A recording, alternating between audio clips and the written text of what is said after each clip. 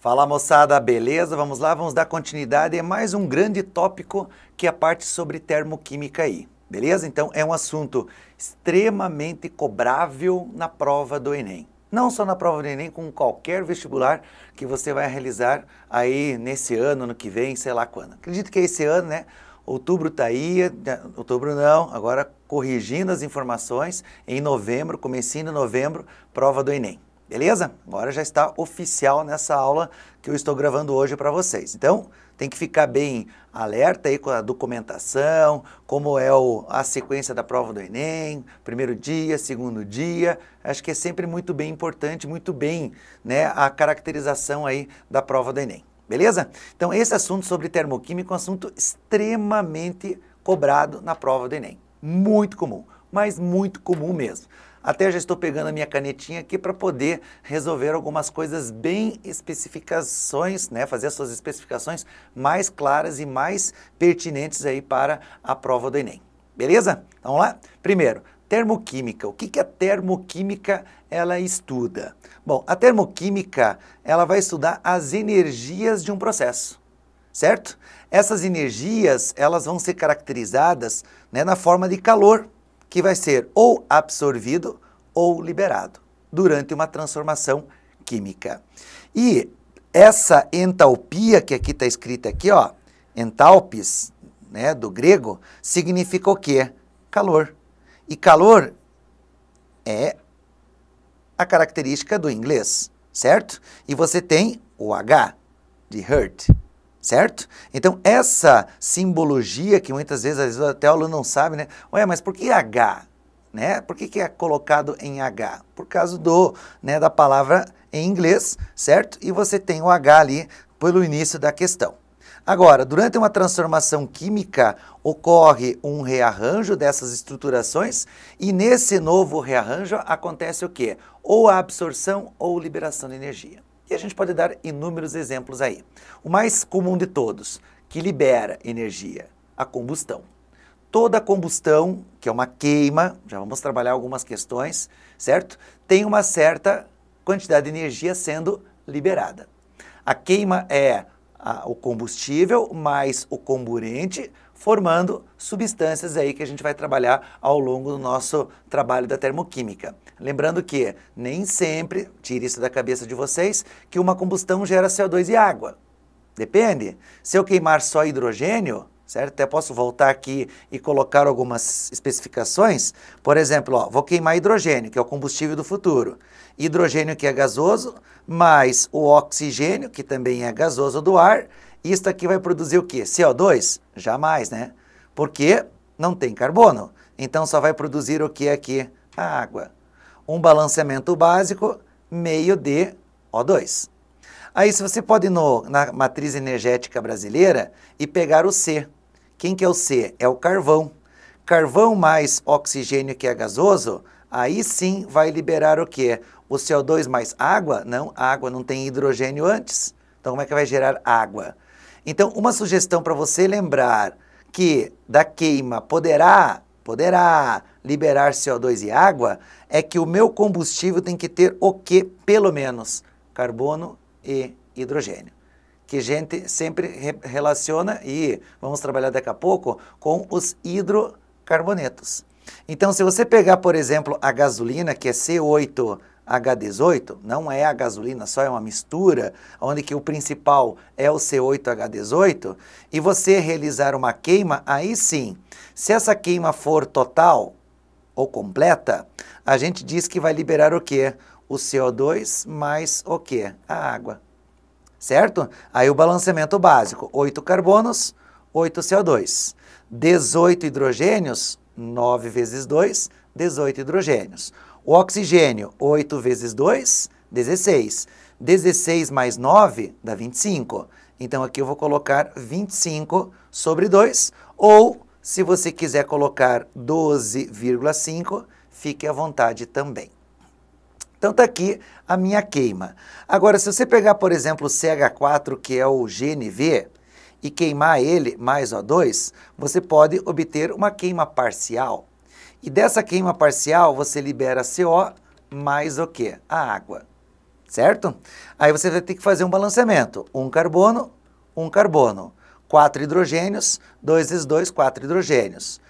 Um oxigênio mais 2 dá 3, então aqui eu vou colocar 3 sobre 2, ou 1,5 também. E também você pode fazer uma queima mais parcial ainda. E essa queima mais parcial vai liberar o quê? O C, que é a fuligem, certo? Que a gente chama de negro de fumo, e mais liberação do quê? Da água. Um carbono, certo? Um oxigênio, então aqui eu vou colocar o quê? Meio. Certo? E aqui, na realidade não, esqueci de balancear. Lembra das regras de balanceamento? 2 hidrogênios, 2 vezes 2 dá 4, 2 oxigênios, 1 oxigênio. Fechou? Fechou. Já podemos observar aqui, ó, que da queima mais parcial, a quantidade de oxigênio que entra também diminui. Certo? Porque antes era 1,5, até vou apagar aqui, ó, e vou colocar quanto aqui? 1,5. Agora, na queima sendo mais parcial, você só tem 1 mol de oxigênio sendo absorvido, certo? E o que acontece nesse sentido aqui também? Diminui a energia a ser liberada. A energia, ou seja, o calor. Tranquilo? Então, algumas queimas, né? Agora deixa eu colocar uma outra queima tendo oxigênio, por exemplo, ó, C2H6O. Quem que é esse? É o etanol. Então, se a queima for completa também, que, né, total, que a gente caracteriza, ele vai liberar sim CO2 mais a água. Tem carbono e tem hidrogênio, então vai liberar CO, CO2 e a água. 2 carbonos, 6 hidrogênios, 3 vezes 2, 6. 2 vezes 2, 4, 4 com mais 3 dá 7. Como eu já tenho 1, falta um 6, então 3 aqui. Tranquilo? Então, cada uma dessas queimas, dessas combustões, vão ter um arranjo para que haja ou a liberação ou a absorção. Liberação, vocês já viram que é queima. Absorção, o exemplo mais clássico qual que é? A fotossíntese. Certo? Que a biologia comenta, por isso o eixo da natureza, certo? A biologia entra junto com a química fazendo a fotossíntese. A absorção de energia, CO2 mais água, liberando glicose mais renovação de oxigênio para a atmosfera. Beleza? Reação clássica. Agora, o que a gente vai trabalhar também, né, um pouquinho da caloria lá que vocês devem ter visto na física já, certo? Para cada 1 grama de água aumentar em 1 grau Celsius, e isto a gente chama de caloria, que é a quantidade de energia para realizar esta elevação da temperatura em 1 grau Celsius, 1 grama de água, certo? Joule, a mesma coisa, né? A quantidade lá da física, geralmente a gente não usa isso, é a quantidade de energia para deslocar a massa de 1 quilograma, inicialmente em repouso, fazendo um percurso de 1 metro em 1 segundo. Apenas denominação e definições de unidade. E uma caloria, isso aqui é importante você dar uma estudadinha aqui, ó. Uma caloria corresponde a 4,18 joules. Isso é importante você buscar. E uma quilocaloria corresponde a 1.000 calorias. São unidades bem cobradas aí na prova do Enem. Tranquilo?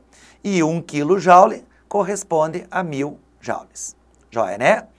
Agora, o que nós vamos ter que trabalhar com as questões são os efeitos energéticos nessas reações.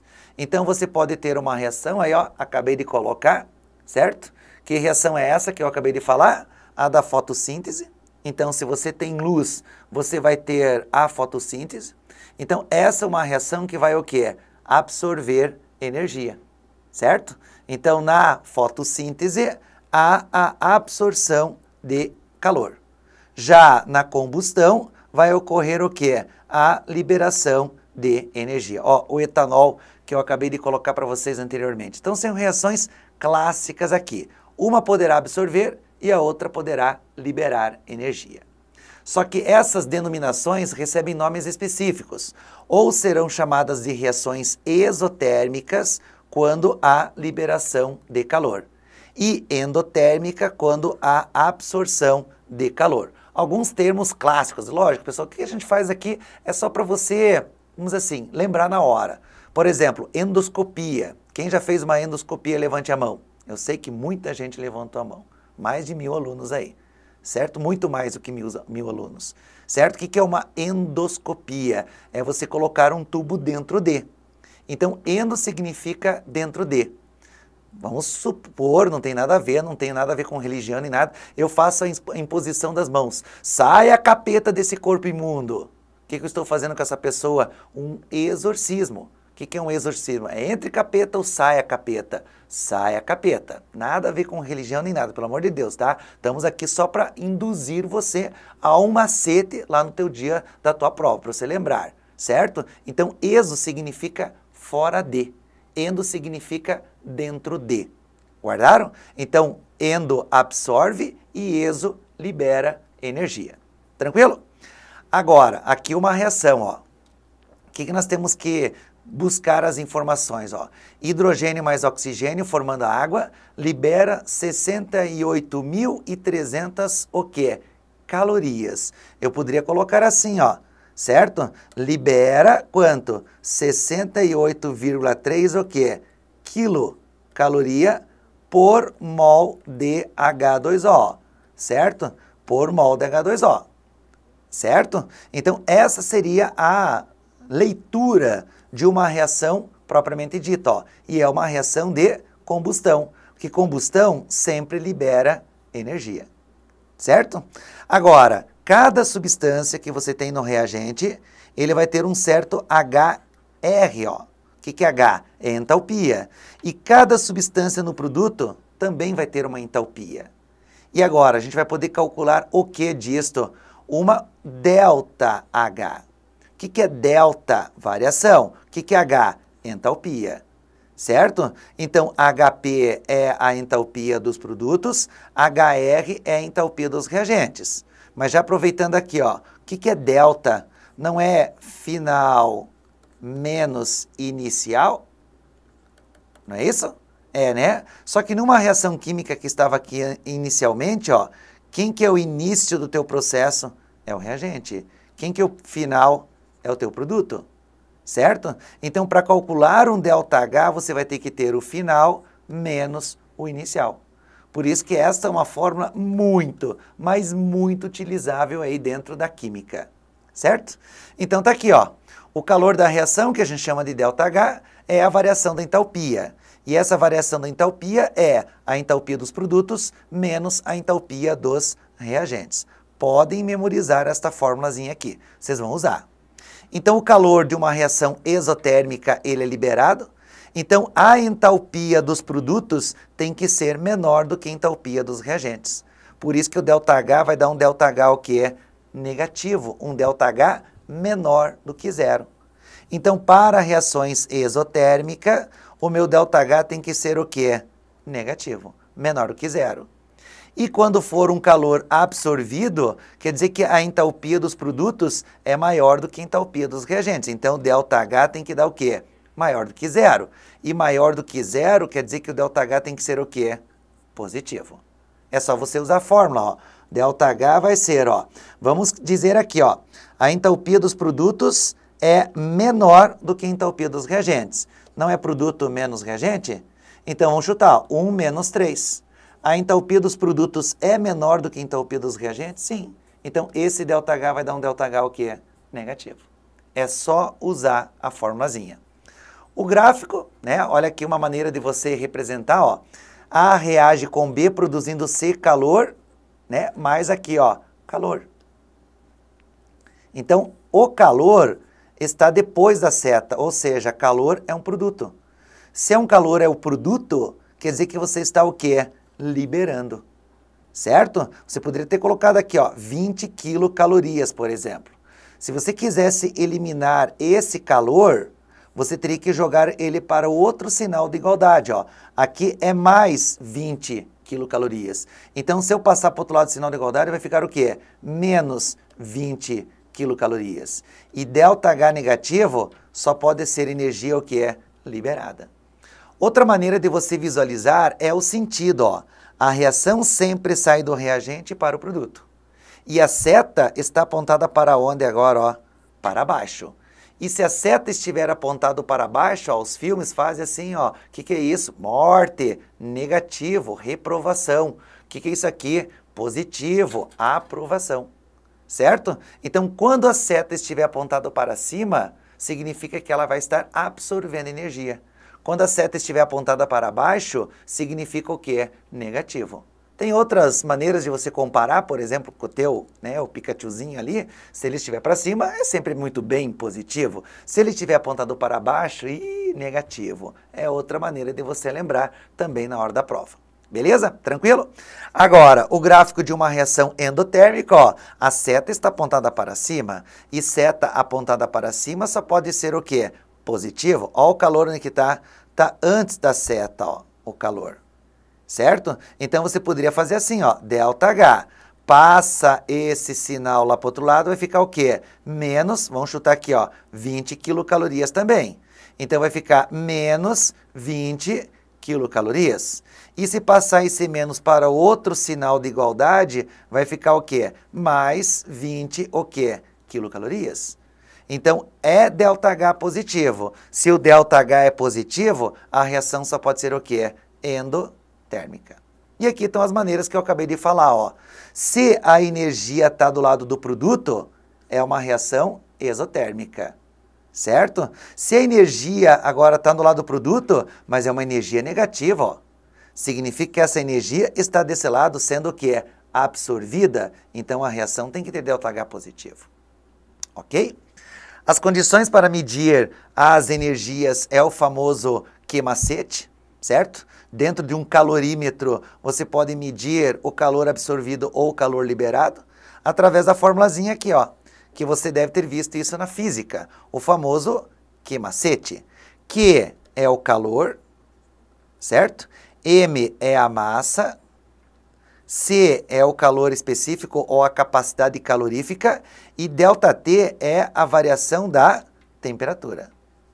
Tudo bem? Só que um detalhe, pessoal. Nesse ΔT, quando você for usar, a física é uma coisa, tá? A física você pode usar lá T final menos T inicial. Na química, não. Na química, o que você vai ter que fazer? Você vai ter que justificar o processo endotérmico e exotérmico.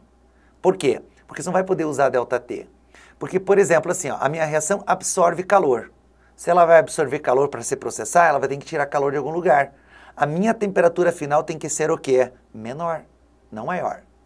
Tudo bem? Entenderam isso? Se a reação está liberando energia, quer dizer que a tua temperatura tem que o quê? Aumentar. Encosta no cano de escape. O que acontece com o cano de escape? Ele está quente. Por que ele está quente? Porque a reação de queima do combustível libera calor para a movimentação do automóvel, do carro, enfim, certo? Então, esses conceitos de aumento de temperatura, diminuição de temperatura, são extremamente cobrados aí na prova do Enem. Por exemplo, você derruba acetona ou passa álcool, a tua pele não fica mais fria? Sim, por quê? Porque o álcool desaparece da tua pele, né? Ele passa para o estado gasoso. Então, se ele está saindo do estado líquido e passando para o estado gasoso, ele vai ter que absorver energia. Mas o álcool vai absorver energia da onde? Da tua pele. Por isso que a sensação de frio, a temperatura da tua pele, o que acontece? Ela diminui. Por quê? Porque o álcool, a acetona estão roubando calor.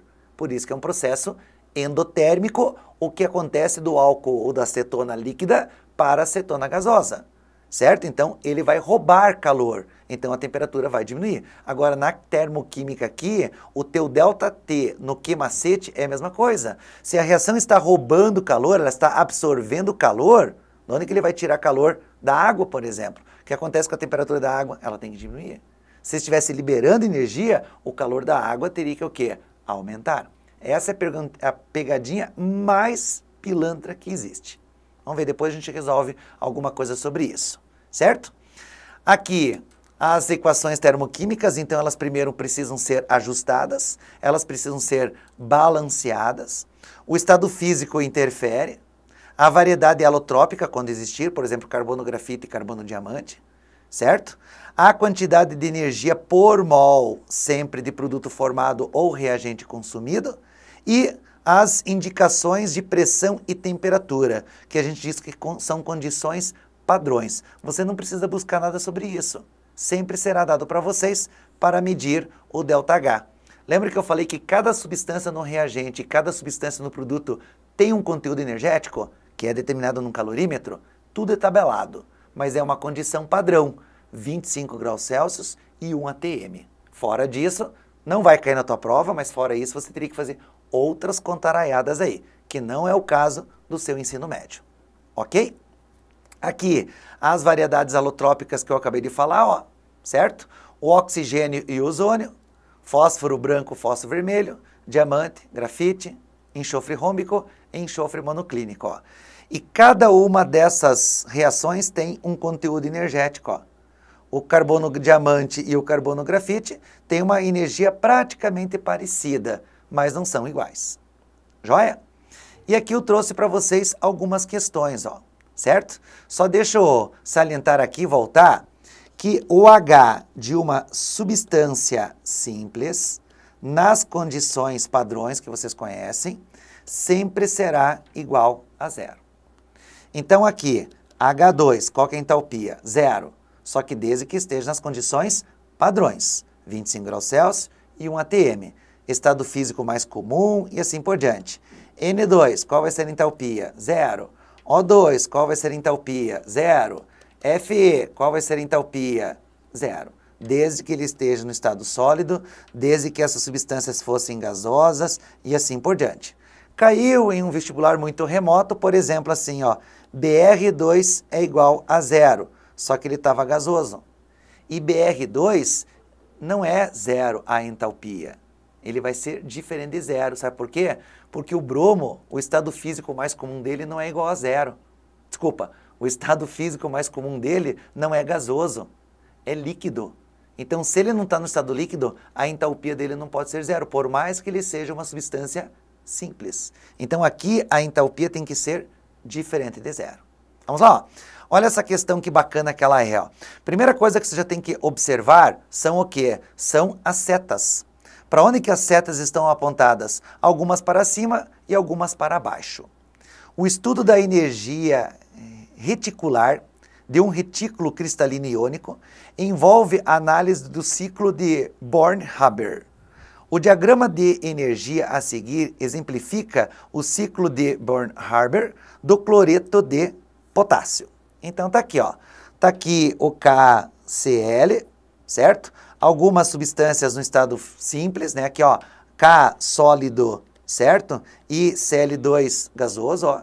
Beleza? Aí ele já está passando para o estado gasoso, mas o cloro permanece o mesmo, então são condições padrões que vocês precisam observar. A partir da análise do diagrama, é incorreto afirmar que, letra A, a sublimação do potássio é de 89 kJ por mol. O que é sublimar? É a passagem do sólido para o estado líquido. E ele fala que é de 89 kJ por mol. Cadê o potássio? Tá aqui, ó. O que é sublimar? É a passagem dele do estado sólido para o estado gasoso, ó. Então significa essa setinha aqui, ó. A seta não está apontada para cima? Sim. Então é uma seta o quê? Positiva. Quanto? 89. Então, verdadeiro ou falso? Verdadeiro, mas eu quero ela incorreta. A entalpia da ligação. O que é da ligação entalpia? É da quebra da ligação, certo? É de 244 kJ por mol. Então, para cada 1 mol de Cl2 que eu vou quebrar, eu preciso de mais 244 kJ. Vamos lá? Onde que está tendo quebrada a ligação? Deixa eu apagar aqui, ó.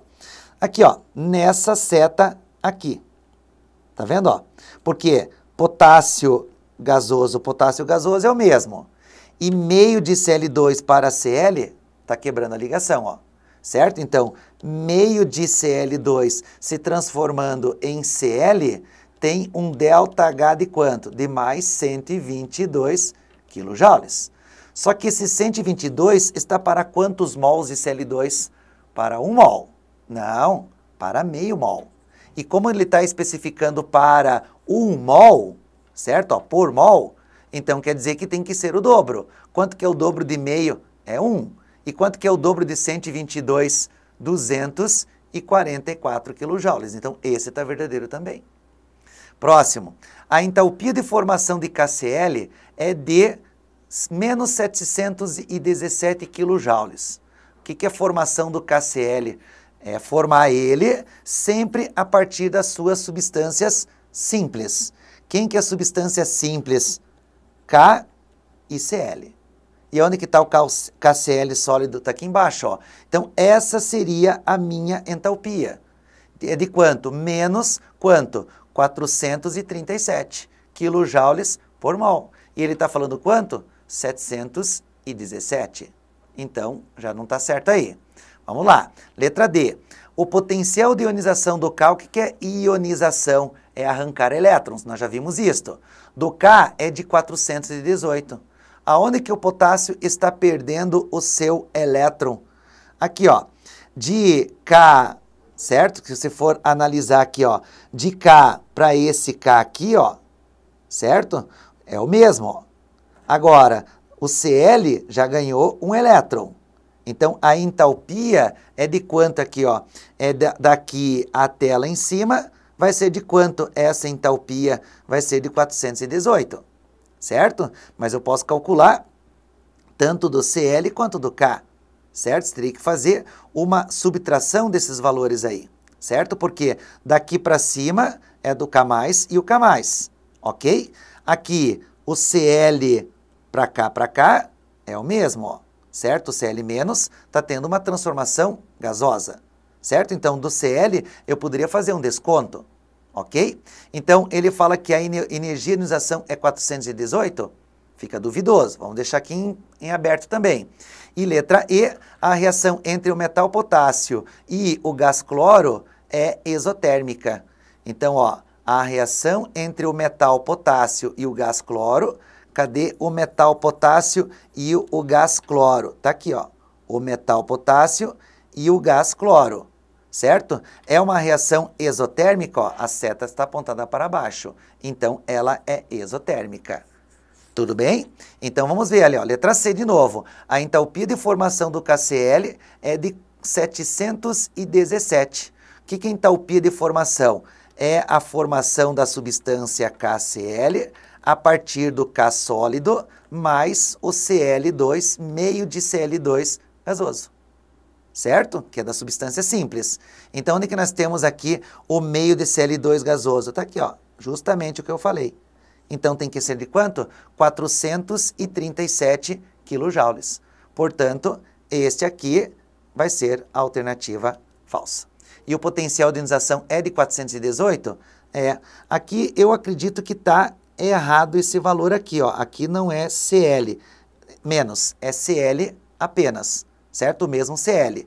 Aí, daqui até aqui é a transformação que você vai obter, certo? Ou, se você observar, né, Cl, aqui você vai ter só o Cl gasoso, certo? E aqui você tem a ionização do potássio mais para o potássio que você vai obter. Tudo bem? Então, seria feito uma composição dessas energias. Depois, quando eu for falar para vocês sobre lei de Hess, eu volto e mostro para vocês novamente esse potencial aqui, certo? Então, é de 418? Sim, 418. Então, resposta letra C, a nossa alternativa incorreta. Beleza? Então, ó, as caracterizações de entalpia, se é positivo ou negativo. A análise gráfica eu vou voltar porque eu preciso falar para vocês sobre lei de Hess ainda, que não falamos, mas as entalpias precisam ser muito bem caracterizadas. Beleza? Não sai daí que na sequência a gente trabalha mais alguma coisinha. Um grande abraço.